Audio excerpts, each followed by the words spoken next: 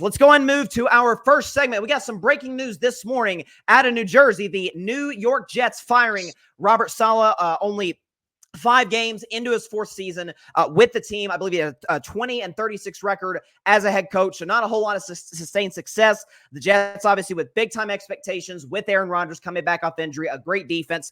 So we'll start with you, Arthur. Was this the right move to make right now for the Jets? Was this the right move to make in firing Robert Saleh? For me, Bryson, it's not the fact that he got fired. It was the way that he got fired. I understand that you lost yesterday in England, and it wasn't a pretty one, right? You were down early, but you ended up coming back. You almost had a chance to win the game. Now, listen, Robert Saleh was not the one that threw the 3 picks, but you got to hold somebody accountable. I understand Woody Johnson, 5 games in, you're not starting off great. But the last time we saw a Hall of Fame quarterback go to another team and win with that team was Tom Brady with the Buccaneers. They started off 3-2. They finished at the end of week 12, 7-5. They needed that bye week for Brady and Arians to get on the same page, right? They win the last 4 games of the regular season. Then you go on to win the Super Bowl. Not saying the Jets would have won the Super Bowl this year, but I understand you start off 2-3. These things take time. This is their first year together to be able to actually get the ball rolling. So, yeah, the season doesn't start off the way you would like it to, but you got to give them time to be able to come together and say, hey, Aaron, what do you like to do? Robert, what do you like to do? Bring those 2 minds together. Let's see what it creates on the field. Yeah, they're 2-3, but I believe that it should have been given more time for Robert Saleh and Aaron Rodgers to be able to cook something up.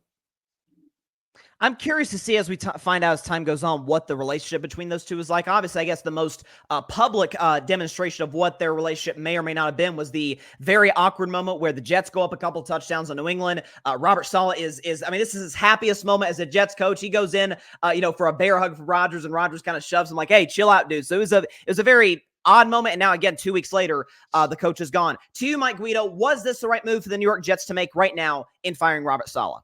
No, I don't think so. And to be honest, I think that this move actually means that their season's over. I'll declare it right now. I think the Jets season is over. When was the last time you saw a team in the NFL fire their head coach in the middle of the season, then go on to win the Super Bowl? It just doesn't happen, right? So I effectively right now, I'll call the Jets season over right now. The reality is that I think what's to blame right now for what the Jets have been doing is everything related to their offense.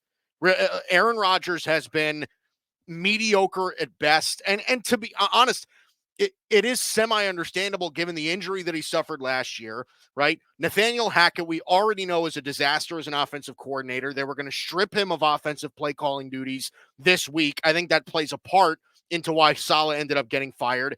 And the other part of it is that I don't think people are talking about is that we entered into this season prepared to call Breece Hall one of the top 5 running backs in all of football. The guy's averaging 3 yards a carry and has under 200 rushing yards on the season.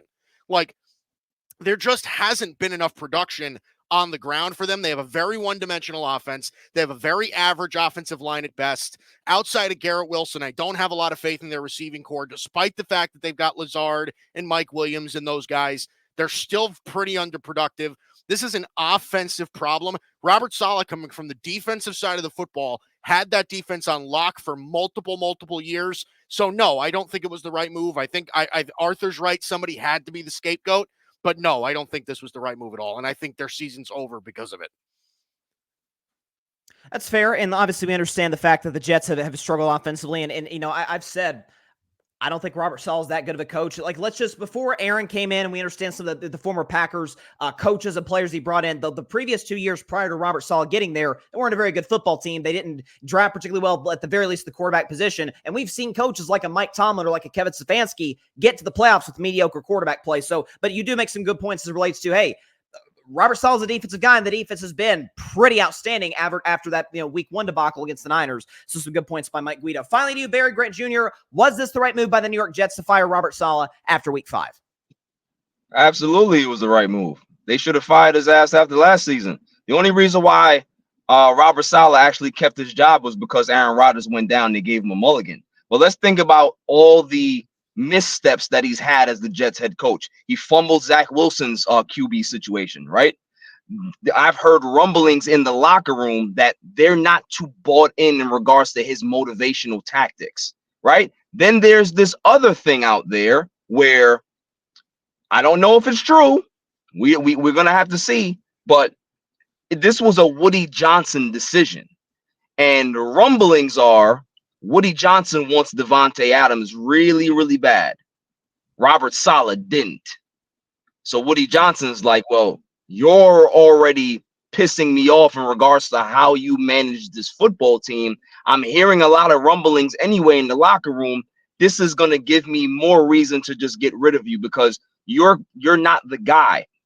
Robert Saleh looked the part, but he's not the part. He looks like a Dan Campbell. He doesn't coach like Dan Campbell. That's the whole thing. The Jets don't have an identity. They've been a struggling offense under him since he's been there. I don't care who the coordinator is. He has clock management issues. There's issues in regards to how him and Aaron Rodgers are looking at things. Those things you have to look at. Those things are not a mistake. So him being fired right now makes all the sense in the world because they're trying to save their season. And look who they hired as the interim. The defensive head coach, what's his name? Ulbrich. That guy is a motivator. Guys like him, guys like his fire and his energy. So we'll see what happens. I don't think that the season's over. I think that this is an actual course correction to be able to get to where they need to be. We'll see. If the Jets do course correct, it will be almost unprecedented because if you look at the last 27 coaches that have been fired after we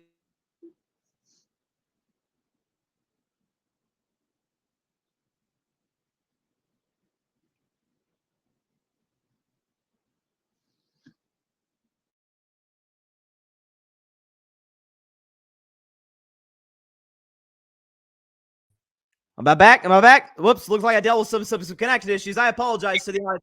I should get dropped 5 points if I'm ever. Knock yourself. That was bad.